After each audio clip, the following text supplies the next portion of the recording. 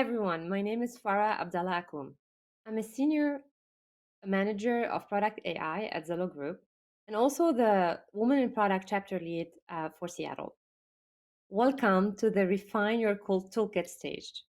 Before we get started, I want to take a moment to thank our sponsors without whom this event would not be possible. I'm honored to introduce you Lindsay Juarez, Director at Irrational Labs. Lindsay is an expert in creating products that encourage meaningful behavioral change by applying behavioral science and insight. She's particularly interested in interventions that make changing daily behaviors that leads to long-term success goals such as exercising and retirements, not just easier, but also enjoyable and fun. At Irrational Labs, Lindsay focuses on designing and testing interventions in the financial and the health domains. Please join me in welcoming Lindsay to our stage to tell us more about changing behaviors through smarter product design. Good morning. Welcome to Changing Behavior Through Smarter Product Design. I'm Lindsay Juarez. I'm a Senior Director at Irrational Labs, which is a consulting group that focuses on making people happier, healthier, and wealthier through smarter design using behavioral science. So what is behavioral science and how might it help you? That's what this talk is about. I hope you'll learn quite a bit. So I'm going to start with a proposal that there are product challenges. So if you are developing an app, you're developing a process, you have particular stumbling blocks that your users just aren't taking or that they're not taking consistently enough. So at the beginning, that's things like completing enrollment, personalizing their profile, making sure that they link their bank account. If you're a fintech, I know that's a big one. But then also these continued moments of engagement. So daily use, allowing notifications, adherence to any sort of goals that you're offering people. These are common product challenges. What I want to propose is that these are also behavioral challenges. These are behaviors, and using behavioral science, you can think about more effective solutions. So the slide says innovators realize these answers can be complex. Presumably you're an innovator, you're watching this talk trying to learn some new things, add to your behavioral toolkit. And so what we'll suggest is that behavioral science, this study of decision-making and human behaviors, can offer you some insights, ways to change and improve your product and processes. So I'll start with an example. How do we help people save money, even in very extreme low-income circumstances? So this is Kibera. It's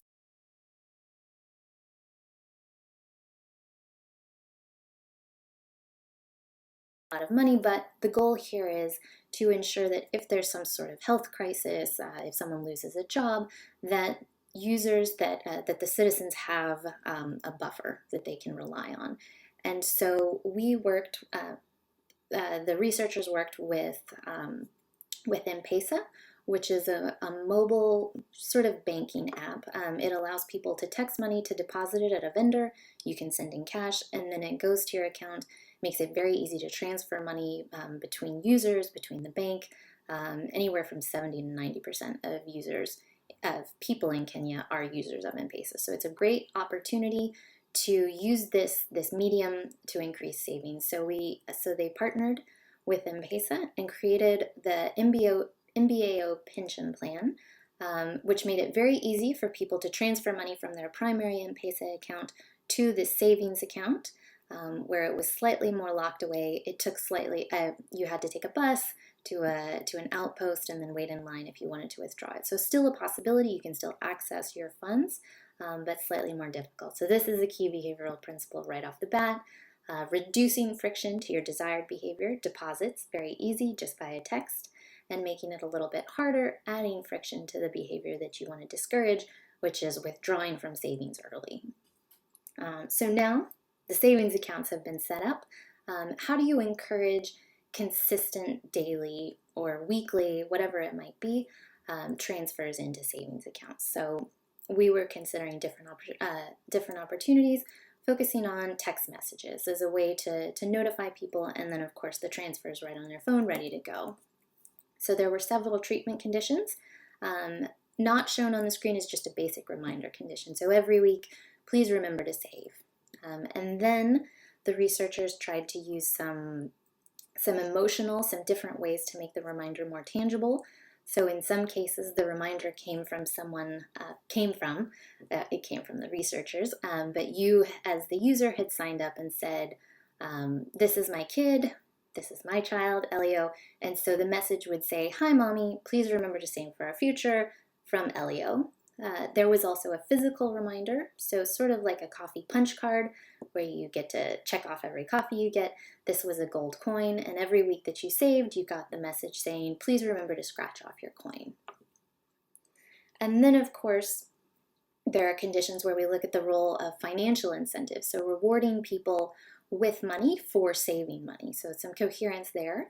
There's a basic match condition, so if people save at least 100 shillings, whatever amount they save, they either get 10% or researchers even gave 20%, really high incentive amount here. And then another behavioral insight, you may have heard of loss aversion, which is the idea that losses loom much larger than gains in our mind. So losing $10 hurts much worse than finding $10. They're just not quite equal. And so here the thought was maybe this match, 10 or 20%, is more compelling if at the beginning of the week it's deposited into the account, and if you don't save, the money is taken away. This sort of visceral loss might be more motivating.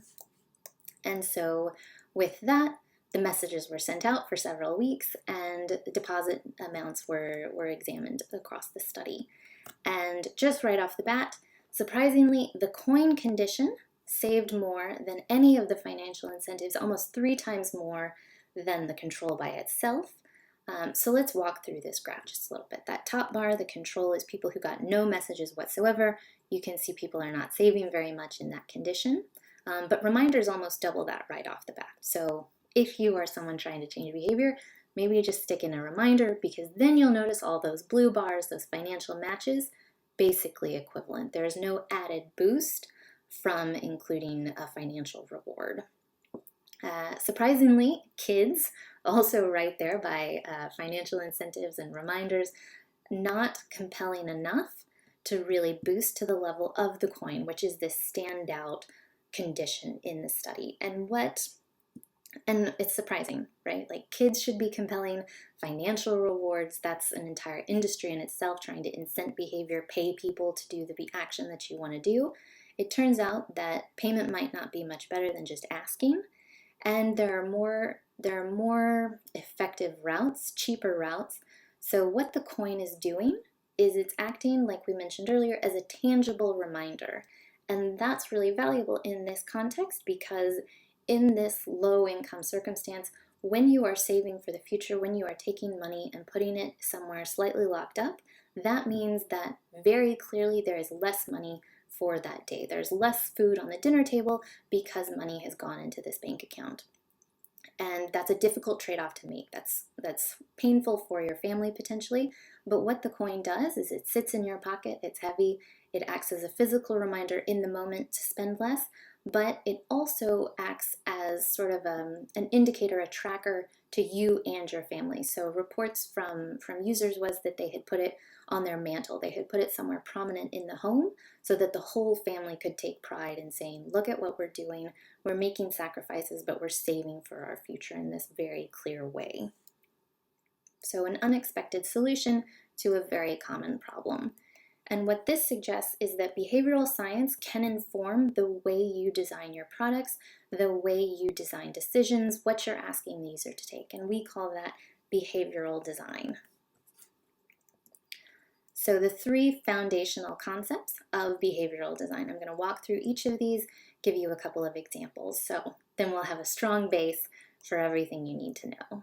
The first one, people are not always perfectly rational.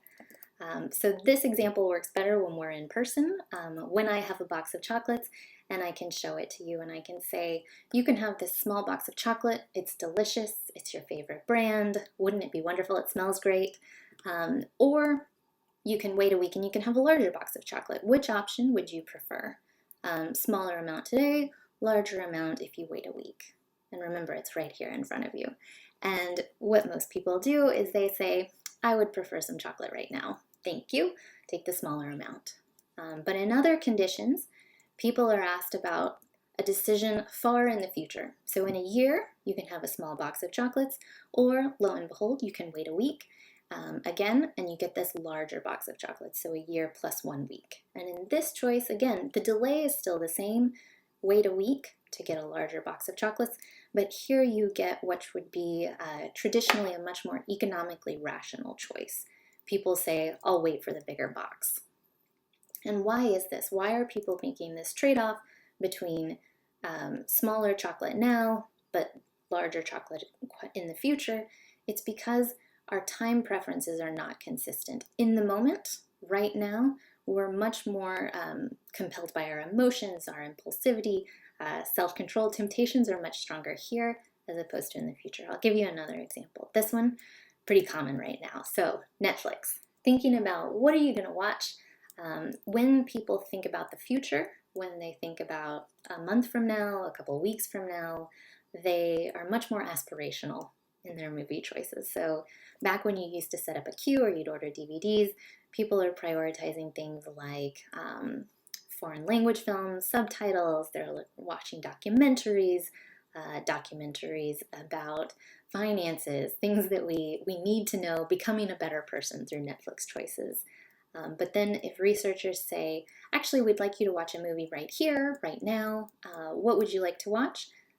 This best cultural version of ourselves gives in and chooses things that are much more immediately satisfying. Things like Wedding Crashers, The Hangover, the best of Seth Rogen. And again, it's that trade-off between these are our long-term best self, but right here, right now, in the moment, I'm trying to just go ahead and satisfy my desires. So people are not perfectly rational, and it shows up in this way that our choices in the moment are counter perhaps to our long-term desires, our goal to be healthy, our goal to save money, whatever it might be, our desire to learn to meditate, but in the moment, wouldn't Netflix be nicer?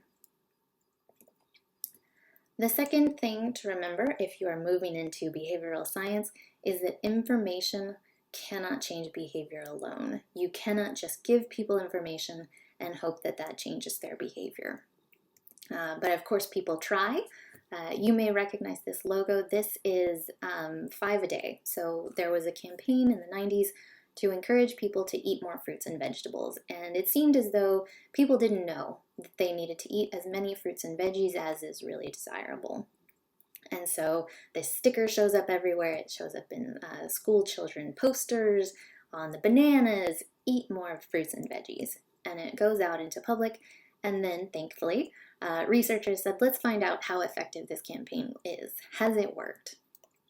And it turns out that it is incredibly effective for a public health campaign at increasing awareness and people's knowledge of how many fruits and veggies they should eat. So before the campaign, it was down around 7%. And then after the campaign, all of these stickers, all of these posters, about 20% of people say, oh yeah, I should eat 5 fruits and veggies a day. What do you think it did for actual consumption? Absolutely nothing. No change here in fruits and veggies being consumed, despite the fact that now much more people know that they should be doing this behavior. That information is not changing behavior. A more recent example of information, again, not changing our dietary behavior, is calorie counts.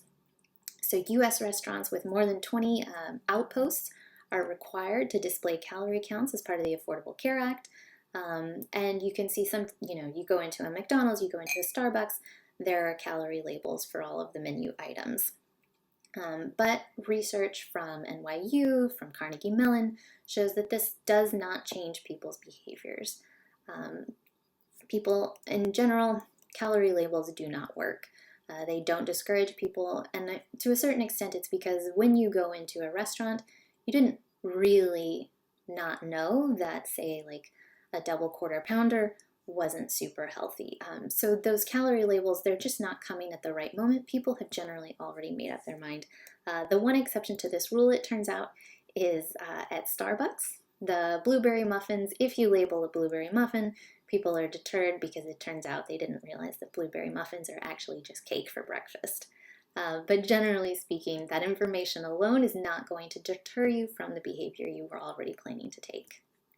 We call this the intention action gap. So people intend to take a behavior, and then in the moment, it turns out they're not taking it. So we intend to eat healthy. No one goes out and says, I'm going to eat total garbage all week long, or I'm never going to save any money. I want to be destitute when it comes time to retirement.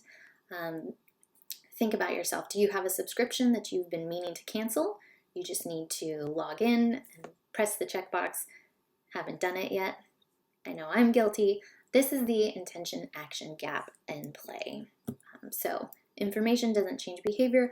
Knowledge doesn't change behavior. Even motivation by itself, desire to change behavior may not be enough. And that's because the situation and the decision-making context matters. So the circumstances in which we are making choices, we're acting, we're choosing and deciding, that's what really can impact behavior.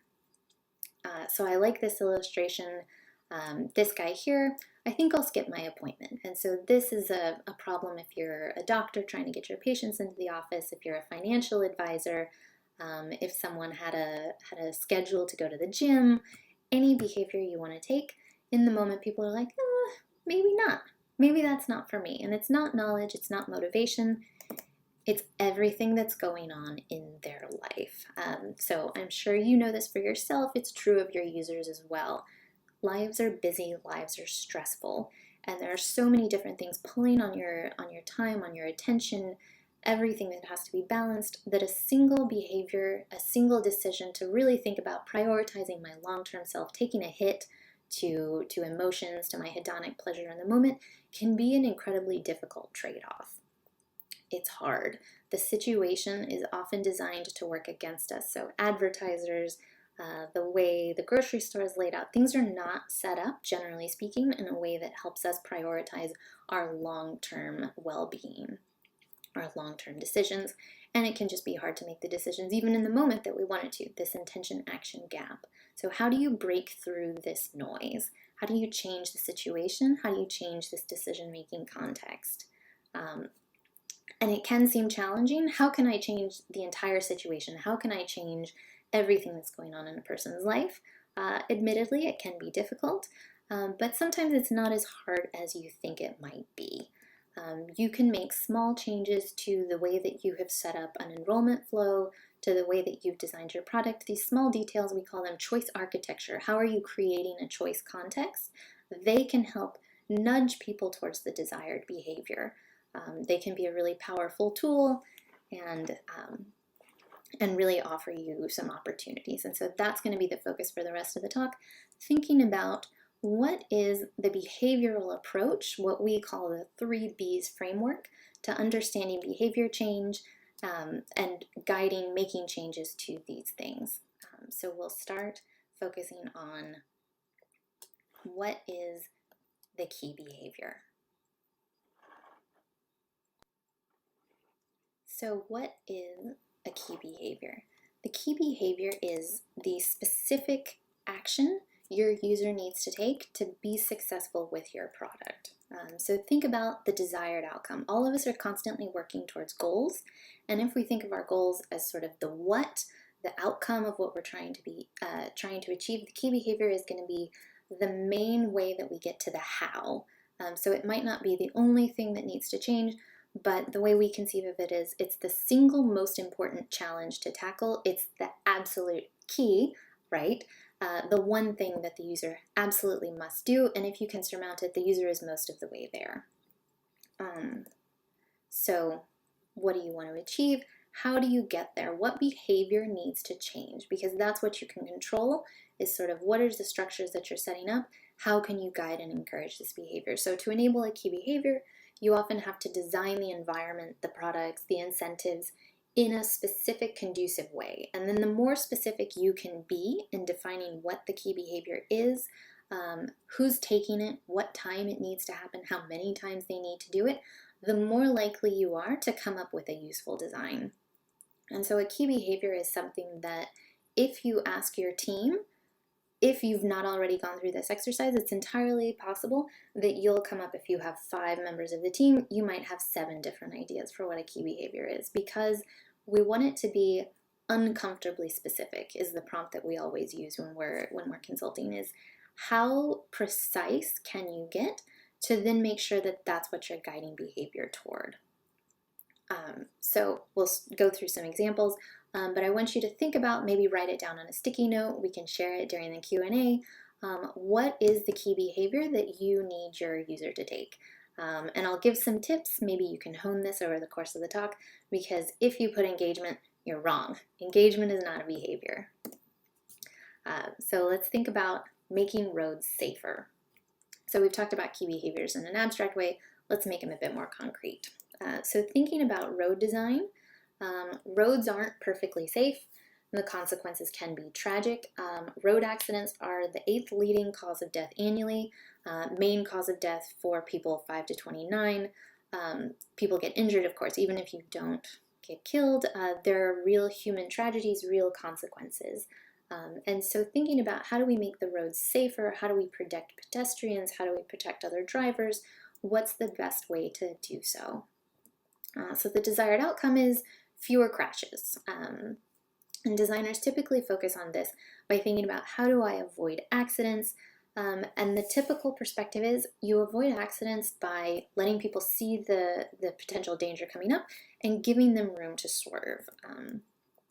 So make space for swerving. That's sort of the key behavior. People swerve when they see an obstacle coming up or whatever it might be.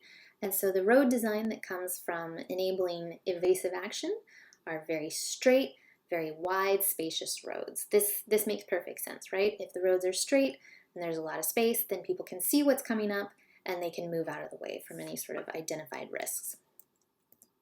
But unfortunately, this road design also has tragic consequences. The aim was to protect human life, but actually it increases the risk of death or serious injury by a factor of 10.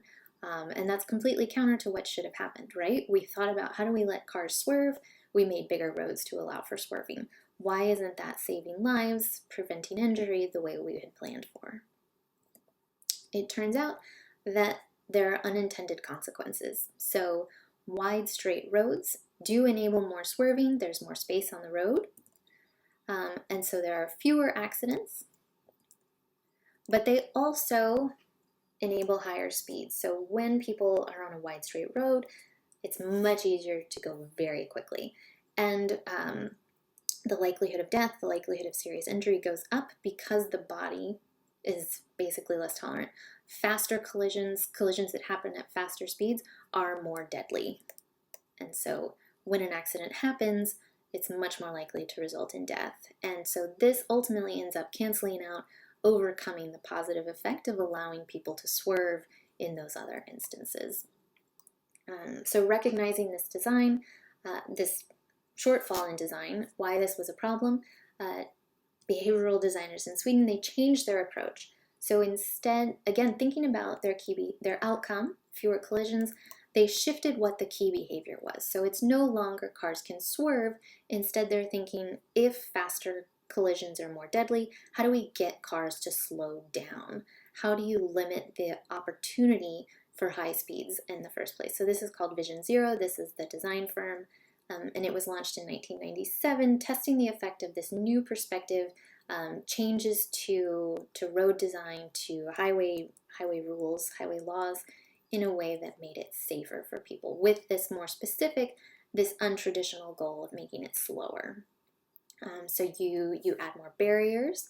If you've ever driven down a road that's under construction, you know once there's a barrier up, people are slightly more cautious. When the roads are narrower, you go a little bit slower as well. And then, of course, you can also slow down traffic using speed limits in particular ways. So again, all of these different changes on the highway, slowing it down in sort of neighborhoods, you're just ensuring that there's fewer opportunities for these high-speed collisions. You're protecting cyclists, you're protecting pedestrians by putting up barriers, all of these different changes to the road design that ultimately make it a safer, slower situation, keeping people safe from these high-risk collisions. And with this new key behavior, slowing down as opposed to swerving, you see a 90% reduction in fatality across a 10-year period. This was an incredible success. It's so powerful, and really an example of how one key behavior might not be the same, even though they're all working toward the same outcome. So think about what you want people to do, and then consider, it's really nice to have this we talked about your team of 5 might have 7 different ideas. You want different ideas when you're trying to hone in and decide on a key behavior, because these different perspectives offer different opportunities.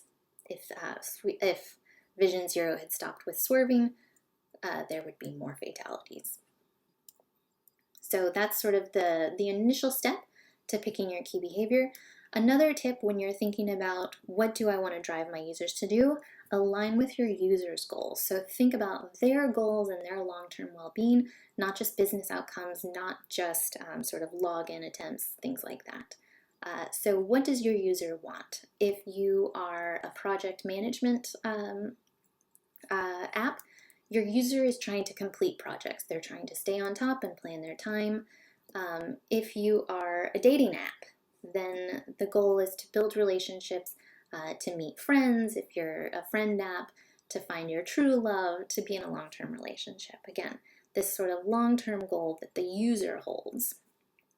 Or if you're a jobs app, if you're a resume builder, anything like that, the goal is to find a job, right? A job that one loves, switching from an existing one.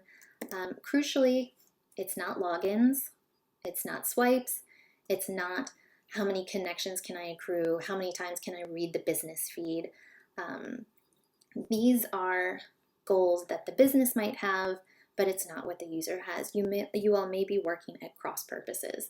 And so a way to be more effective, to think about behaviors and to align the two models, is to think about how you can align your profit incentives, the things you're measuring, the things you're being evaluated on, to what the customer is also working on. So think about, if you're a dating app, how do you encourage relationship building and not just endless profile swipes, for example? Another key element to a key behavior is think about what you're measuring, and make sure that the behaviors, the things that you're tracking, that you're encouraging in your users, are things that can be monitored. So we already said engagement, right, is not a behavior. It's an idea, it's a concept. Even swipes and logins are more tangible than engagement. But again, you want to think about what the user is trying to achieve and what you're measuring in a way that builds product development, that builds potential towards actually achieving those goals.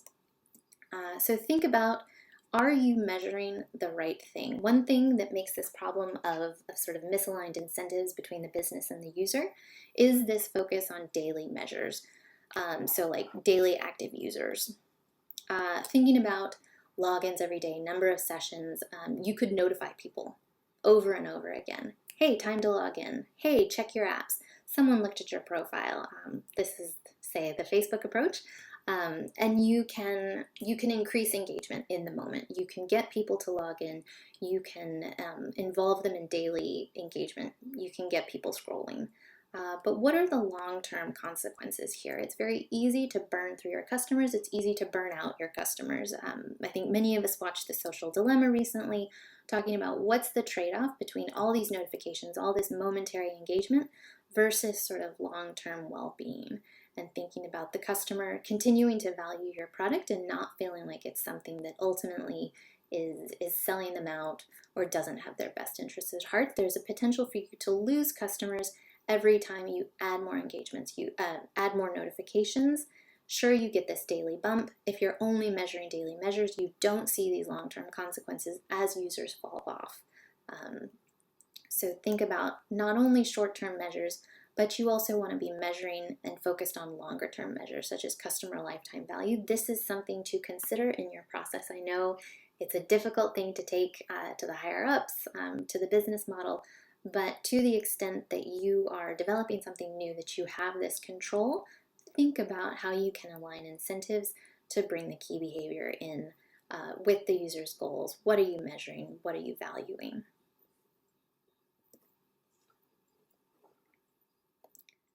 And so this next point, now returning to this 3Bs framework, we talked about identifying key behaviors. The next two steps are thinking about how to reduce barriers to taking that behavior, and then how can you amplify benefits? How can you make it more fun and more compelling to take the action that you need your user to take?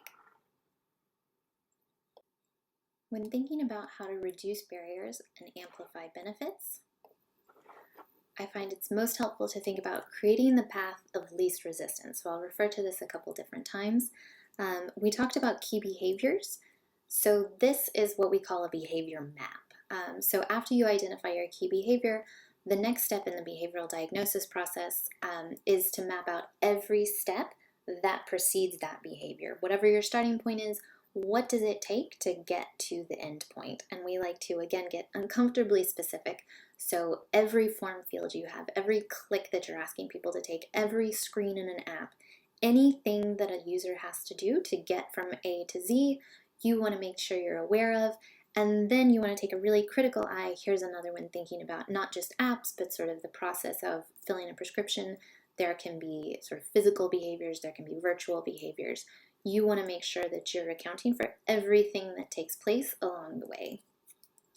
And there are two ways to sort of ease this path, make it the easiest possible path. You can decrease barriers, you can increase benefits. And I'll walk through some examples of the most effective ways, the most relevant ways for product designers to think about how to take this approach.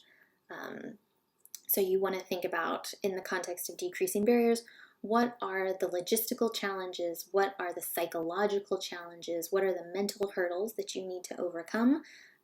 Any sort of obstacles that are going to get in the way? How can you remove them? How can you help people get over them? And then thinking about increasing benefits, what are the positive consequences of the behavior in the moment? We already talked about long-term behaviors can be not as motivating as in the moment temptations. So we'll get into the specifics of each of this. The first one, decreasing barriers. The number one barrier is just going to be friction. Things that you are asking people to do along the way that slow people down, that ask them to take an extra behavior, that will limit your ability, limit your user's ability to get to that point where they need to. So try and make the desired path as easy as humanly possible. I think for most product designers, this isn't a novel idea that you want things to be simple. So I'm going to use some examples that are slightly different, some different versions of friction. So this is an array of fitness trackers. Aetna was trying to let employees borrow a fitness tracker so they could sort of test drive them before they spent their money on their own. The goal, of course, is the key behavior is users are walking more. And so they have this display, so many options, so many choices, everything is laid out. It's very beautifully formatted. This is a nice goal to let people test drive. Ultimately, their design is probably working against them.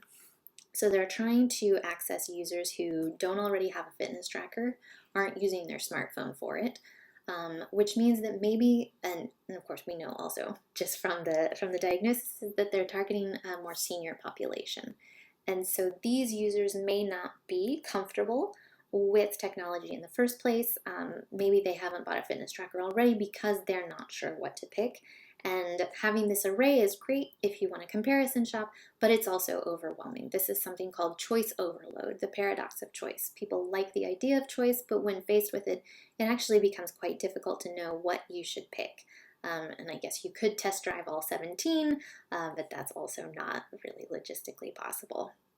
So if you want to impact the people who are least likely to be using a fitness tracker already, which is of course the goal, maybe you want to trim down the array that you're offering people. So Aetna, noble goal, but in practice maybe should have trimmed it down to, let's say, like the top 3, and then they could group the others into categories. These are heart rate monitors, these are pedometers, and just sort of make the decision easier, reduce some friction, reduce some barriers. So the friction here is both, is mostly logistical, but also psychological. I think people being overwhelmed, and you're trying to reduce that. You're trying to make it easier, make it a more pleasant experience to make this choice so that people don't give up. So if you are offering insurance, if you're offering workout programs, think about how you could guide a user towards sort of a recommended model or a best practice, think about what we're going to call setting smart defaults. So this is a tool in your behavioral toolkit. Think about simplifying choice, removing choice by using what you know about users and their desires to make it easier. So a nice example here, OkCupid sets the default for you, and this makes sense. So you as a company, you know who your users are. You have this data. What's the most common customer? What are the most common goals? If you are trying to help people save for college, for instance, you know that that's sort of the number one goal that people are saving for, and you have a goal feature in your fintech app. Go ahead and set that default for them. So OkCupid knows that most often a user is a straight woman. They go ahead and set that up, makes it a little bit easier for that user to go ahead, get through the sign up flow, register. So this is a really nice one. Companies, I think, have increasingly shifted on sort of what the default is in COVID. So at the beginning, if you wanted no contact delivery, you had to type that in and say, please leave it at the door, ring the bell, I'll come down separately. But increasingly, as this becomes the new normal, more and more of these apps have gone ahead and switched this to the default, which is the right move. You see this with Uber now, Uber Eats, all of the regulars. And I think probably if you think about it, you've seen that other places as well. Where are the defaults shifting? Where are the expectations shifting in real life in addition to sort of this virtual circumstance? Another example that I really like of smart defaults, but with the opportunity to sort of level it up, make it even better, is ClassPass. So if you don't know, ClassPass is an app. You buy a certain amount of credits, and those credits can be spent on fitness accounts, on fitness classes. And so what ClassPass does really well is they say, you went to this class in the past, let's book it again. So making it easy, setting this default, this path of least resistance, the barrier is very low for you to return to bar class, which is great. But let's think about what ClassPass's key behavior is. They want you to try a bunch of different classes. Ultimately, you get locked out if you return to the same place too many times. And so what ClassPass could do is, knowing that they know that this time block is good for you, Tuesdays at 6 a.m., maybe they should suggest a different class at Tuesday at 6 a.m., but of the same flavor that you enjoy. This could be a way, again, thinking about aligning the customer's long-term well-being, the customer's goals, try a lot of new classes with the user metrics. So I think smart defaults, level them up, take them up even more. Another opportunity to use friction, to think about friction in the process of creating the path of least resistance, is maybe you want to make the path to the undesirable behavior a little bit more difficult. So for instance, this is something that Apple is doing really well, is if you set your bedtime on your phone, when you try to use your phone close to that time, you have to actively tell it, dismiss, let me into my phone. It's an extra hurdle, adding a little bit of friction to you beginning to scroll your phone, getting sidetracked rather than brushing your teeth, getting ready for bed. This is really nicely done. Another option of companies using friction, adding friction for the well-being of their customers, is Instagram. So Instagram was noticing bullying comments, and they wanted to decrease the instances of people being cruel to others on the app. And so what they can do is if the AI notices sort of these negative sentiment words, then the app automatically prompts you and says, are you sure you want to post this? Maybe rethink this. And then someone needs to make an active decision to say, yes, I do. I'm going to power through. And so you see these decreases in sort of bullying comments, unpleasant comments. Twitter has recently added a similar feature. If you try to retweet a link to an article and it knows that you didn't actually click the article, now it will give you a little pop-up that says, you didn't actually read this article, you didn't open it, are you sure you want to share? So thinking about how can you add friction if you are trying to discourage a particular behavior, in this case, sharing things without actually reading them. So adding friction for good is sort of a next level version of thinking about creating the path to least resistance. I would say that the number one most powerful thing you can do if you are trying to change behavior is think about removing friction. Make it as easy as possible for the user to do what you want them to do. You would be amazed at sort of the small barriers that get in our way from actually completing things. I don't know about you, but for instance, getting to the post office, I'm never going to mail a letter. So think about how you can make things easier, make it simpler. The other thing to think about when you're decreasing barriers is mental models. So this can be a new idea, but it has to do with people understanding what your app offers, sort of where the benefits are, what you need them to do, and how that fits into their worldview. So set it up correctly. So for example, meditation apps do a really nice job setting up mental models, and their key behavior often is not a particular outcome, right? Like become the best meditator. That's not a reasonable key behavior for a meditation app. What they want is for you to meditate every day. And so, for example, Sam Harris's meditation app, it ends with an invocation to see you tomorrow. So setting up this idea of like, this is a repeated daily behavior. We do it every day. We repeat it again. There's no stopping point. This is sort of your life in the future.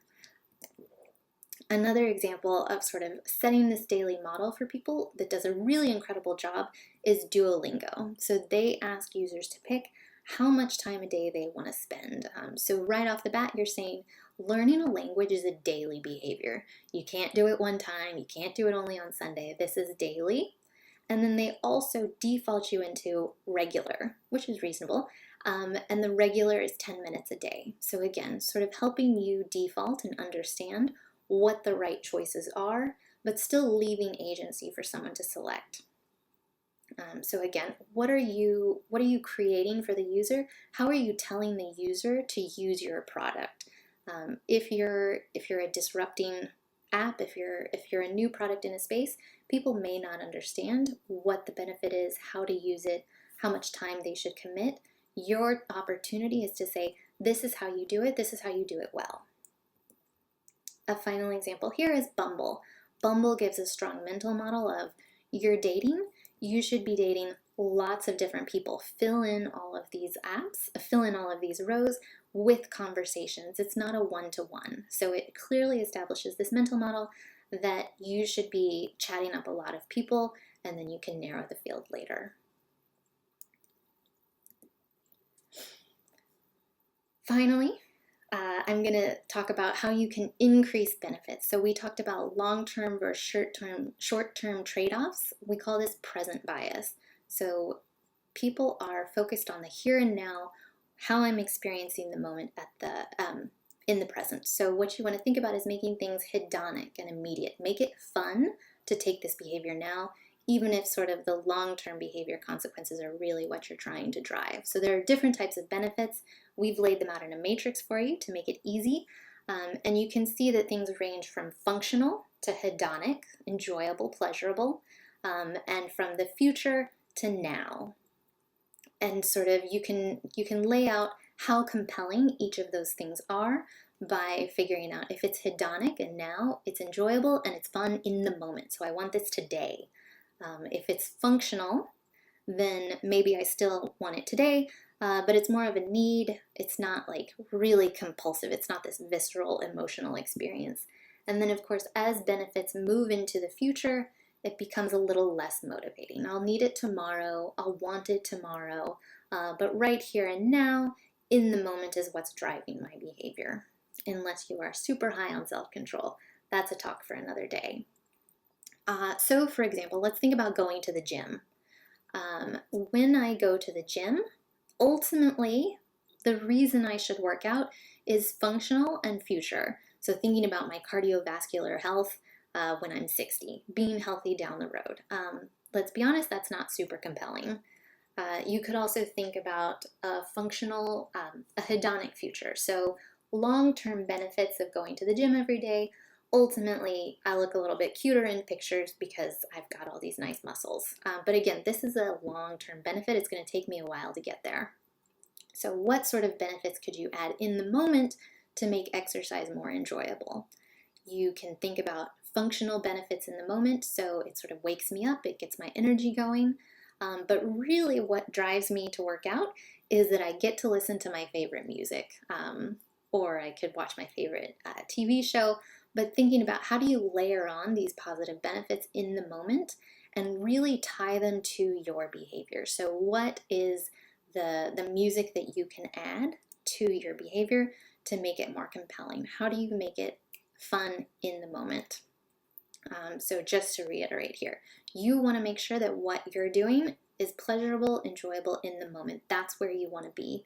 And it doesn't need to be music. You could be thinking about making things more social. And making sure that people are using this app with your friends, or you make a plan to go to the gym with your friend. That's reinforcing in a way that, again, cardiovascular health, not going to do the trick. So to create the path of least resistance, just to sort of reiterate these points, you want to check out your defaults, set them thoughtfully. You want to simplify decisions. If you can't default someone into the easiest possible path, make it easy for them to choose the right behavior. And of course, you want to make it feel good. You want to make it reinforcing, as powerfully beneficial in the moment, not just these long-term trade-offs. So I'll end with an example that I really love. Target was trying to get their employees 55 and over to get mammograms.